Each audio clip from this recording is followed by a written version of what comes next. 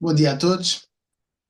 Estamos aqui hoje com o Miguel Proença. Olá, Miguel, obrigado por te ter juntado a nós hoje para conversarmos um pouco. E estamos a pretexto também da publicação no site Fotografia e Território da série Behind the You.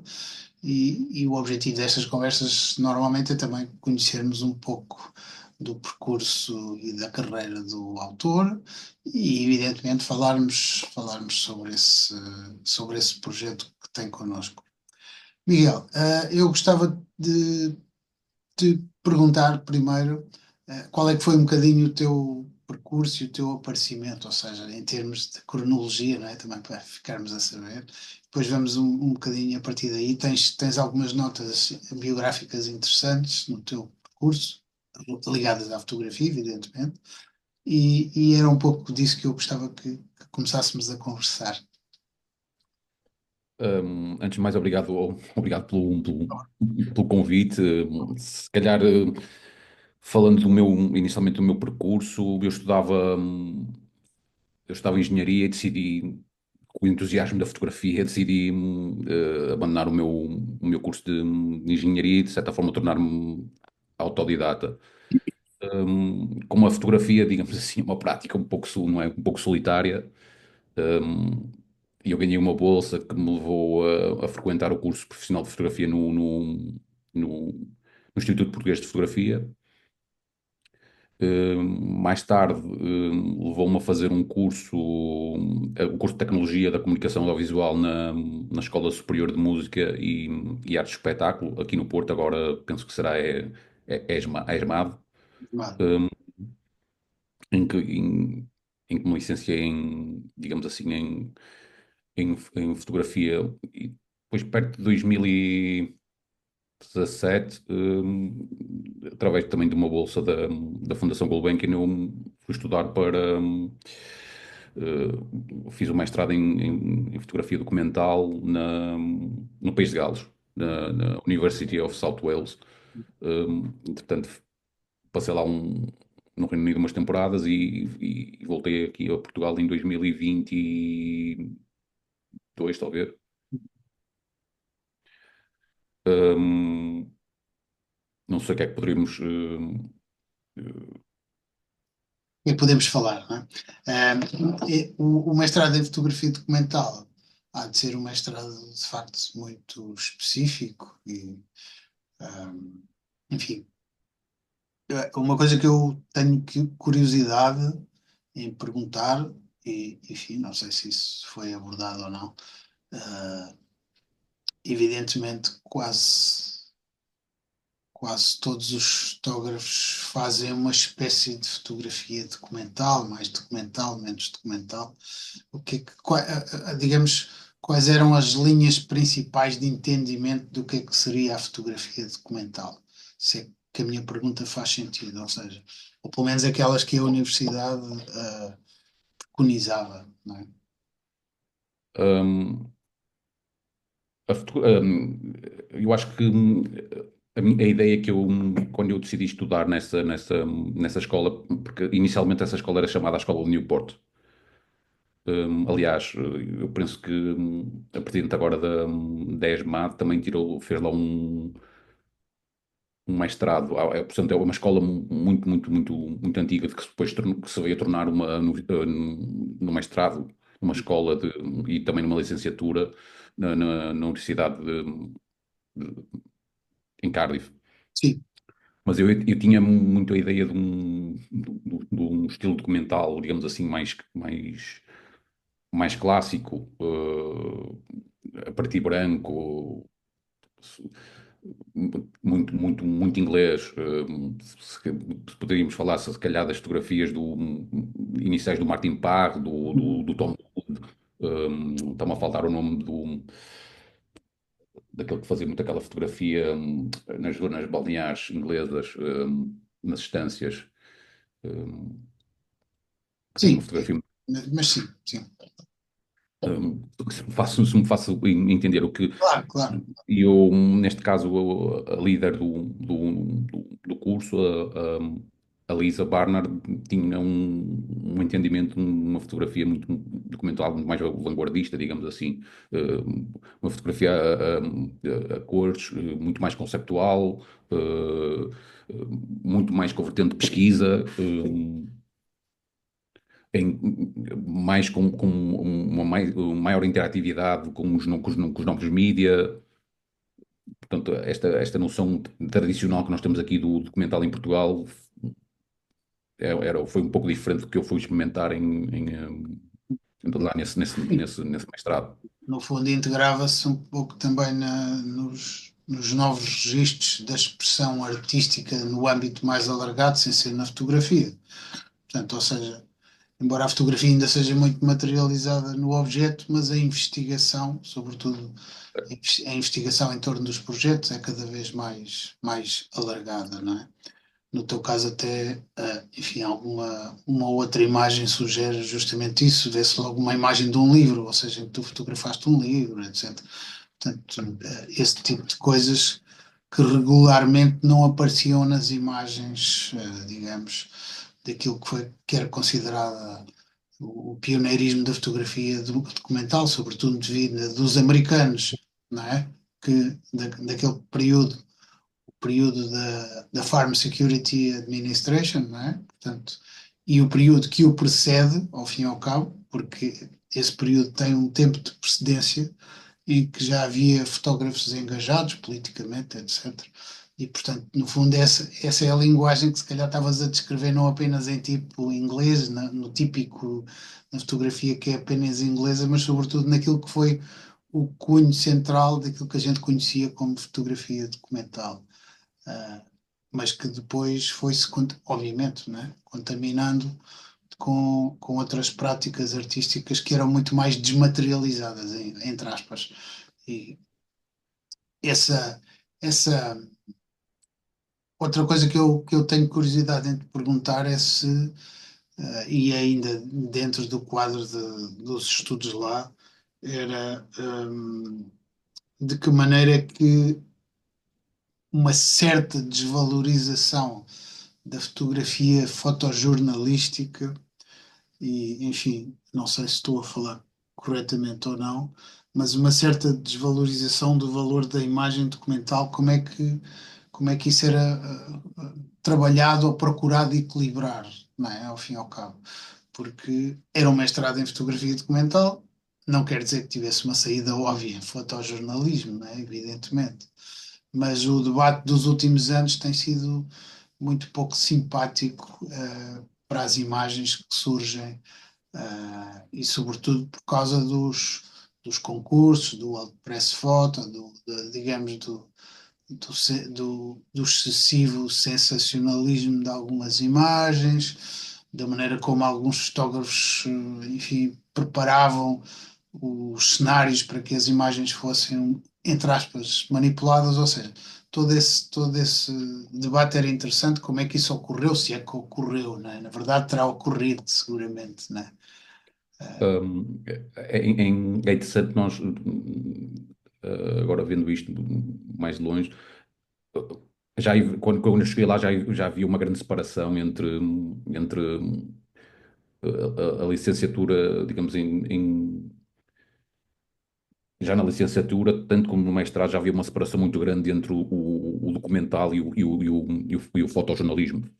Uhum. Nós não tivemos aulas com nenhum fotojornalista, eh, enquanto que a turma da licenciatura, que é fotografia e não me recordo bem do qual é, mas eles faziam questão de separar estas duas fotojornalismo Sim, sim, sim, sim. Era uma eh, estratégia, evidentemente, claro. eh, ou seja, eu acho que esta separação proporcionou, tipo, nós não estarmos, digamos assim, amarrados, ou esta questão da verdade, ou seja, da real verdade que o fotojornalismo sempre tentou mostrar às pessoas, mesmo que de certas vezes com um ponto de vista tipo colonial ou, sei lá, noutras vertentes, ou, sei lá, Sim, um ponto de vista demasiado ocidentalizado. sim. Uhum, uhum. Sim, sim, sim, sim, faz sentido, ou seja, porque na maior parte dos casos tentava-se relatar os acontecimentos do mundo, mas quem ia lá relatar os acontecimentos eram os enviados, sobretudo das nações ocidentais, que tinham dinheiro para os jornais e as revistas, etc., tinham dinheiro para enviar essas pessoas para lá. E as coisas muitas vezes estavam ligadas exato, a um evento desses específico. Mas uma coisa curiosa que tu disseste foi que não estavam tão amarrados à noção de verdade. E isso é uma coisa que merece pelo menos que a gente olhe para ela, porque as pessoas estão sempre na expectativa de que, sobretudo, a fotografia documental também não minta, não é? Ao fim e ao cabo, não é? Sim, mas eu acho que a fotografia documental não deve mostrar se calhar isto são questões melindrosas, não deve Claro, claro, buscar claro, uma verdade absoluta, mas deve dar a claro, entender algo, deve claro, sugerir caminhos para a percepção de alguns, sei lá, problemas ambientais, sociais, do que seja. claro. Um, de certo modo, nós, por exemplo, aqui em Portugal, eu acho interessante quando falamos do colonialismo, por exemplo. hum, Acho que as pessoas que contam estas histórias não são as pessoas que as deviam contar. Por exemplo, a história do colonial está demasiado contada pelas pessoas brancas. As pessoas que foram colonizadas têm que ter espaço para contar estas histórias. E eu acho que aqui em Portugal ainda estamos. É preciso, acho que, pensar mais sobre esta questão, Sim, que sim, vem de acordo com a verdade que estamos a falar há pouco. claro, claro. Sim, eu coloquei a questão em termos um pouco provocatórios, né? Justamente para esclarecermos essa parte, que era a expectativa de que a fotografia reproduza o real ou uma verdade específica, não é? É uma expectativa, talvez hoje em dia, inocente, vá lá. Portanto, claro que as pessoas que estão mais por dentro da fotografia já têm uma noção mais clara dessa dinâmica e, ao mesmo tempo que se foi perdendo a capacidade, sobretudo dos jornais, das revistas, os jornais, enfim, a imprensa tradicional sempre era o grande outlet das imagens, não é? Obviamente elas hoje em dia podem aparecer reproduzidas no site, mas a imprensa tradicional ainda está muito baseada no papel, na circulação do papel, uh, e, e provavelmente não desaparecerá assim tão fácil. Mas hoje em dia as equipas de reportagem também estão muito baseadas no vídeo, portanto, e permitem outra complementaridade, eu diria, não é? Permitem outra complementaridade à fotografia e muitas vezes, de facto, as grandes questões não são os factos, mas são as interpretações, não é? Portanto, os factos, possivelmente, é como tu estás a dizer, justamente em relação ao colonialismo. O colonialismo tem os seus factos e depois tem as suas interpretações. Se for só interpretada a partir do ponto de vista de um determinado setor, será. E mais, se esse setor ainda domina a produção e a distribuição dessa narrativa, obviamente aquilo que, e nós aí somos todos, digamos, incapacitados para pensar de outra maneira, ou seja, nós recebemos informação e só vemos a informação que recebemos, ou seja, não, muitas vezes é muito difícil ponderar aquilo que não estamos a ver, os pontos de vista contrários, e o que é curioso é que a fotografia ajudou muito a criar este cenário, não é? Porque, ok, aquilo que eu vejo é aquilo a partir do que eu vou formar a minha opinião, não é? Portanto, e a minha opinião, uma vez formada, faz parte de uma outra narrativa que é aquilo que eu acho, não é? E depois Exato. que hoje em dia se torna extremamente complicado porque toda a gente tem um conjunto elevado de certezas vindo de fontes absolutamente diversas, não é? E algumas potencialmente mais fidedignas, mas que também sofrem, digamos, de uma erosão de verdade, entre aspas, e outras que nós nem sabemos se são fidedignas ou não, e nem sabemos de onde é que os dados vêm, de onde é que vem a informação, não é? Hoje basta ir a um canal de YouTube ou ao Instagram e toda a gente aparece com notícias e versões, e isto e aquilo e outro, e às tantas tu basta teres três ou quatro coisas diferentes que eu acho que a reação mais simples é: não, eu vou-me acantonar aqui nesta e as outras vou todas deitar fora, não interessa, não é? Portanto, e a fotografia tem essa, ainda por cima fornece essa ambiguidade da impossibilidade de ter uma leitura específica, não é? Ou seja, não sei qual é a tua opinião, mas para mim a fotografia é extremamente ambígua, não fornece uma leitura óbvia nem específica, não é?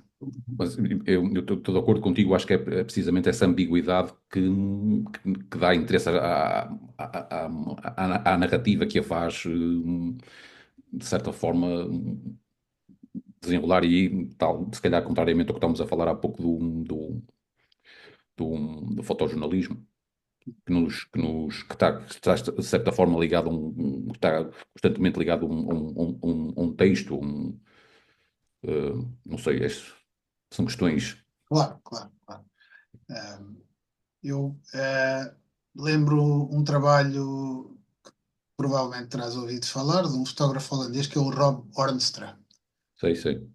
E o trabalho que ele fez ali na zona do Cáucaso, nas antigas repúblicas russas, que era, enfim, e ele fez com um escritor, portanto, houve vários livros que saíram, né?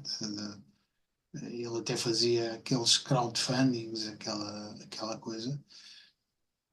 Esse é um trabalho de fotografia documental que tende para o fotojornalismo, mas, enfim, aqui as coisas parecem interpenetrar-se. A outra questão é que, de facto, há uma interpenetração. O fotojornalismo, se for feito de uma determinada maneira, passa a documental, e o documental, se for feito de uma determinada maneira, parece fotojornalismo. Vá lá. Porquê? Porque eu tenho a sensação que podem não existir barreiras facilmente legíveis. Ou então elas existem a partir das estratégias que os fotógrafos empregam justamente para balizar um pouco os temas, a maneira como trabalham os temas, como se aproximam, como chegam. E tu, por exemplo, nesta série desta região, tens um espaço de tempo em que abordaste a série entre 2011 e 2019, que não é um espaço de tempo fotojornalístico, normalmente, não é? Sim, normalmente não quer dizer que eu tenha, todos os projetos tenham essa duração, mas eu tento, muitas vezes, financiando os meus próprios projetos, que eles tenham esta duração, ou seja, permite pensar, não é? Executar as coisas de forma diferente. Qual é digamos, a tua linha de ação atualmente? Trabalhas freelancer, escolhes os temas, alguém que também já conhece o teu trabalho, contrata-te? Sim, sim. Acerca disto, deixa-me dizer que o, eu acho que estes os melhores projetos são aqueles que aparentemente não são escolhidos, mas vêm ter contigo, de certa forma. E este projeto que vamos ver hoje, e entre outros, surgiram de uma forma natural, quando eu não andava à procura, e comecei a me interessar por estes, Já, por estes já, assuntos. já estamos aqui com a janela à frente. É engraçado que eu agora a ver estas imagens já fiz este projeto há mais de 10 anos. Acerca do que estava, desculpa, não terminei, o que Sim, estavas a mas falar. estavas a dizer, sim. Sim, eu tenho um trabalho, normalmente tenho algumas comissões, algumas encomendas, sei lá, para algumas revistas. Tenho um trabalho também comercial, que é se calhar que eu divulgo menos. E também dou aulas neste momento estou a dar aulas aqui no Porto, no IPCI, aulas Sim. Uhum. de projeto. Sim, sim. Eu tive com o António Pedrosa agora no fim de semana e até mandou-te um abraço. Eu disse que ia conversar contigo. Íamos fazer a entrevista esta semana, tínhamos publicado o projeto, etc. O Pedrosa está como, só para, enfim, dar um bocadinho de publicidade aos colegas também. O Pedrosa está com uma curadoria coletiva na Galeria do Imago, para quem quiser visitar, ah, sobre, enfim, sobre a aparição do retrato dos fotógrafos nas fotografias. Não direi que é o autor, não é o autorretrato, não é? Mas é a maneira como um conjunto de fotógrafos ou interpreta ou conhece as suas práticas. Eu não sei quando é que esta entrevista vai para o ar, mas se calhar não vai a tempo. Também tem aqui uma exposição aqui no Porto, organizada aliás, com a curadoria do André Cepeda, aqui na Cubic. Sim, ok, então Acho que termina dia 5 de Abril, portanto. é provável que já não vá a tempo, mas, Mas ou seja, em princípio esta semana já publicamos a entrevista. Entretanto, agora vamos concentrar-nos aqui um bocadinho sobre este teu trabalho, Behind the Hill. Uh, Porquê este título? Uma curiosidade. é, o título pode ser um título em português, mas é um título, sei lá, é bastante direto, é atrás da colina. Algo que está obscuro, que está escondido, Uhum. que de certa forma nos pode ser revelado. A escolha do título teve essa, Uhum. essa intenção, mas se calhar é melhor fazer se calhar uma pequena introdução aqui Claro, claro, claro. ao projeto. Este projeto surgiu como estávamos a falar há pouco, surgiu-me de uma impossibilidade, porque eu na altura, penso que em 2010 talvez, ou 2009, já não me recordo, eh, comecei a colecionar uns flyers que eram deixados no para-brisas do meu carro. Sim, sim. E esses eram uns flyers de impressão barata, monocromáticos, Uhum. que publicitavam, sei lá, soluções para diversas problemáticas que todos temos não é, no dia a dia, que é, sei lá, questões de trabalho, questões amorosas, saúde, amor. E eu, desde então, ainda continuo a colecionar E estes. já recorreste a algum dos serviços? Pá, já visitei tipo alguns e pá, às vezes é complicado. Tu não sabes até que ponto é que tu vais envolver digamos assim, neste processo. Mas o que é curioso é que nós, através destes flyers, conseguimos perceber tipo, a movimentação destas pessoas no território. E até Sim. interessante é vermos que a gentrificação de algumas zonas da cidade a partir Uhum. digamos, das moradas destes. E outra questão que estamos a falar há pouco, também está presente nos flyers, é esta questão colonial, porque a maior parte destes mestres que anunciam estas coisas são imigrantes das ex-colónias e outros são digamos assim, afrodescendentes.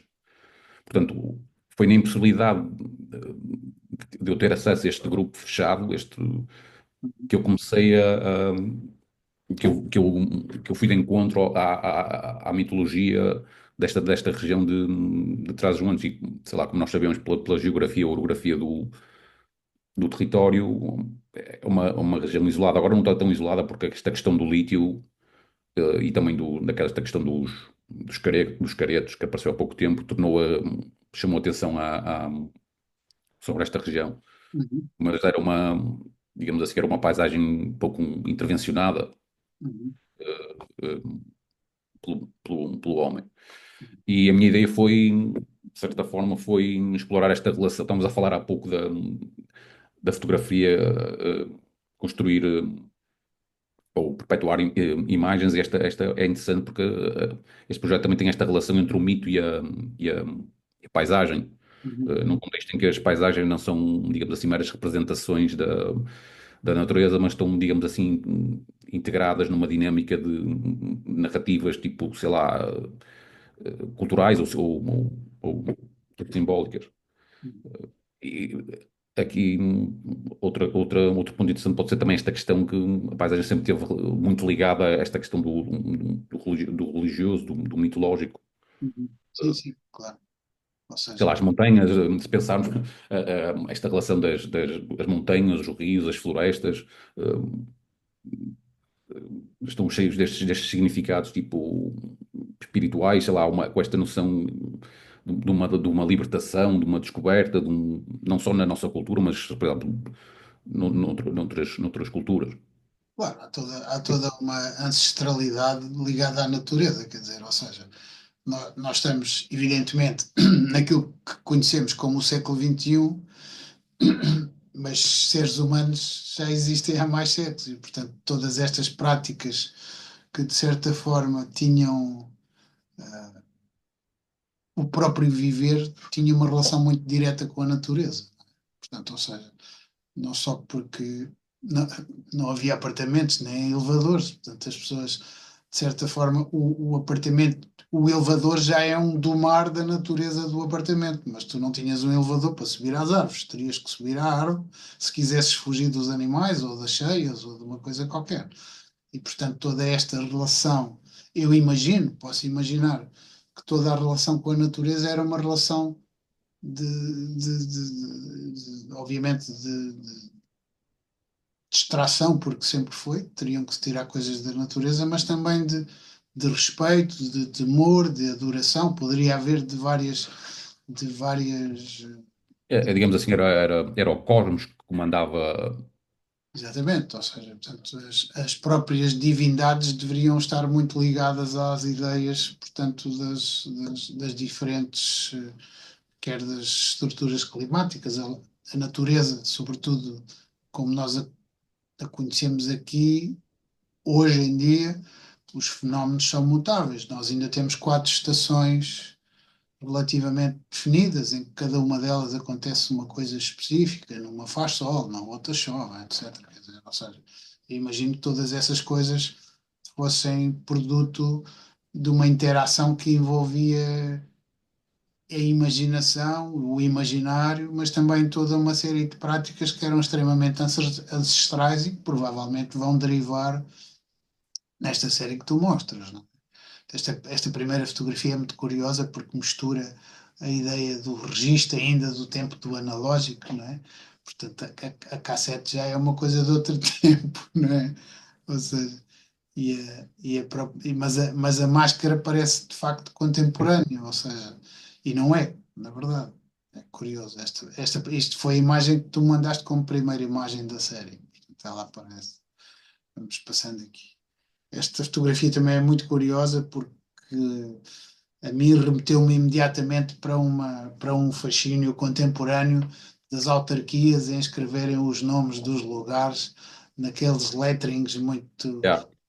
Ou seja, enfim, a nossa reunião só já tem 10 minutos, mas nós vamos aproveitá-los bem para, para falar um bocadinho sobre esta série. Mas é muito interessante porque esta construção meio tosca do Sexta-feira 13 remete-me também para uma coisa que me parece um bocadinho tosca, que é esta moda de toda a gente meter os nomes das cidades num sítio qualquer para aproveitar as fotografias, os selfies e as tags e esta coisa toda. Esta foto é muito. Sabes que é curioso que falaste agora nisso, mas esta sexta-feira 13, antes desta questão do lítio e dos caretos, foi uma das festas que mais dinamizava aquela região. Eles faziam sempre uma festa. Qual é este lugar? Como é que se chama este lugar? Esse é Vilar Perdizes. Vilar de Perdiz, é onde se faz o Não, concurso. aliás, espera aí, não, não, não é. Isto talvez seja à saída da vila. Vilar de Perdiz é onde se faz o congresso, não é? Aquele Sim, o congresso Congresso, exatamente. anual. Ok. Pois, pois há aqui toda uma série, estás a ver? Eu também tentei, a ideia também foi representar as pessoas, todas estas performances que estão ligadas e rituais que estão ligadas à terra, aos objetos. Uhum. E esse era que mostraste anteriormente, era um livro. Isto é uma história curiosa, por acaso. Isto era um livro que foi encontrado com um lixeiro, encontrou no lixo, que tinham deitado fora, tinha pertencido a um curandeiro, ele tinha falecido, e deitaram os pertences dele ao lixo, e esse livro foi encontrado por um lixeiro que depois o vendeu à pessoa que eu contactei para, para fotografar o livro. E eu acabei por fotografar digamos, este livro num estúdio improvisado, e estava a acontecer um casamento no restaurante onde me deixaram fotografar o livro, porque nós marcamos um encontro no meio No casamento. perto de Montalegre, ou seja, era a única solução que eu tinha Ok. de fotografar mas é uma história caricata até. Claro, claro, claro. Ok. Depois toda esta questão Eu vou passando pelas fotografias, tu fazes os comentários que vou entendes. aproveitar sei lá, procurar respostas na natureza. Uhum. Há casos até que foram criminalizados por estes, digamos assim, estes remédios Sim, não. não serem. Não sancionados pela medicina convencional, Yeah. obviamente. Algumas coisas provavelmente virão da sabedoria ancestral, do uso de outras medicinas, etc. Mas, claro, pelo meio disto também pode haver vendedores de banha da cobra, Sim, evidentemente. é curioso que esta semana vi uma notícia naquele jornal internacional do New York Times que falava com a eleição aliás, com a escolha do Kennedy para Sim, sim, sim, sim, sim, sim. estes casos, Por causa da história das vacinas da varicela, aumentar esta medicina alternativa, aumentou drasticamente nos Estados Unidos por causa dessa. claro. E entretanto eles estão com problemas graves já de expansão da varicela e os casos em que aparecem eu estive a ver ontem os dados, curiosamente, os dados em que as pessoas aparecem com varicela são de diferentes faixas etárias e 97% deles não são vacinados. Portanto, ou Claro. seja, há de haver alguma relação. Ou seja, não estou a dizer que haja ou não haja, enfim. ah, Esta imagem, curiosamente, o que é que te trouxe? Falava da região sem tu teres que fotografar a região, não é? Sim, falava isto foi na altura, foi fotografado em Pudense, num café. Ok. Antes, agora, também esta aldeia está completamente diferente, está completamente cheia de pinturas nas casas. Acho que levaram esta ideia dos caretos demasiado longe. Ok. Uh, Tentaram mesmo puxar a brasa à sim, sardinha, né? E entretanto a sardinha agora já começa a ficar queimada, né? Ok. isto também depois há toda esta questão nesta mitologia, esta questão de algumas histórias ligadas às imagens. A Uhum. ponta Isso. mussarela, sei lá, este tipo de ervas que são usadas, ou por exemplo, até esse senhor que está aí que usava os lacraus, que era esta foi a história mais surreal que eu conheci. São estas caixinhas? São, que têm tipo uns lacraus, uns escorpiões, Sim. a picada do escorpião, consoante é feita, tipo, ajuda a curar diversas doenças. Ok. Cura-se um mal com a caramunha. Correto. Pode haver uma homeopatia, de facto.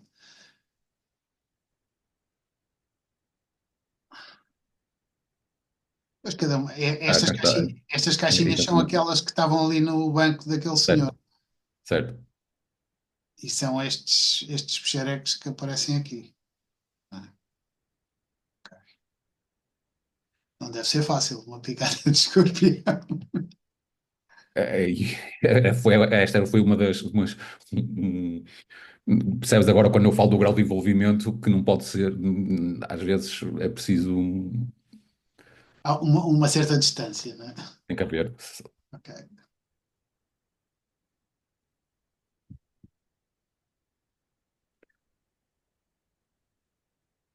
Esta foi uma casa que eu também já não me recordo onde é que fotografei esta casa, mas foi perto de Pudense. Eles aqui estavam a fazer as celebrações do solstício. Isto, o conselho, eram vários conselhos ou é só um conselho? É que eu até gostava de atualizar, né, aqui na ficha do site os conselhos a que isto pertence. Portanto, será Montalegre, né? Um dos, Sim, o Montalegre é conselho, né? Se não estou em erro, tem uma Câmara e etc. O Presidente da Câmara também andava lá um bocado embrulhado com isto, mas há outros, não é? Ou são vários. Se me disseres assim de repente, eu depois a seguir vou atualizar os dados disto. não, eu acho que é maioritariamente são quase todos no Conselho de, pelo menos as imagens que estão aqui são todas no Conselho de. Montalegre, ok. É bom porque assim, ora Pois aqui, é, toda esta questão dos licores que são também feitos a partir das ervas que crescem neste território, por água ser tão limpa, por ter um território tão pouco intervencionado ou mais selvagem, claro, claro, supostamente claro, existe uma maior pureza, claro. aparentemente. Sim, sim, sim, sim. Pelo menos é vendido como tal, como se fosse, não é? Claro.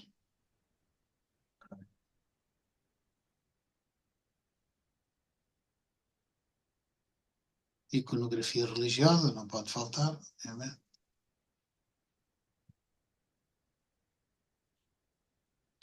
Bem, imagino que nestas áreas tão afastadas e já, digamos, colonizadas pelo homem há vários séculos, pá, não havia formas de medicina, digamos, convencional. Ou seja, imagina o que é que seria há um século ou dois atrás tu teres que ir daqui ao Porto para ir ao médico, ou onde quer que fosse, sei lá, Claro, das cidades ali mais próximas. Devia ser uma. Portanto, no fundo, foram-se desenvolvendo práticas alternativas e que poderiam responder rapidamente, portanto, às situações que as pessoas tinham de saúde portanto, obviamente hoje em dia isso pode ser visto a uma determinada luz, mas o que é certo é que também se, se terá tido efeitos prejudiciais, também pode ter salvo algumas pessoas em casos de extrema necessidade e, portanto, esta sabedoria em torno das plantas, obviamente, é, está mais que testada, entre aspas, não é? Claro que hoje em dia sabe-se muito mais, não só sobre as doenças, mas como sobre os remédios, mas aqui já existia uma coisa que era testada e que era passada e que tinha sentido. Enfim, esta sequência é muito interessante. Infelizmente, era aquilo que eu te dizia, os 40 minutos passam muito rapidamente. E estamos agora já aqui no fim da nossa conversa. Miguel, eu vou aproveitar para te agradecer mais uma vez este momento que nos dedicaste, e esperar que tenhas, digamos, um belo percurso e que a gente possa voltar a ver fotografia.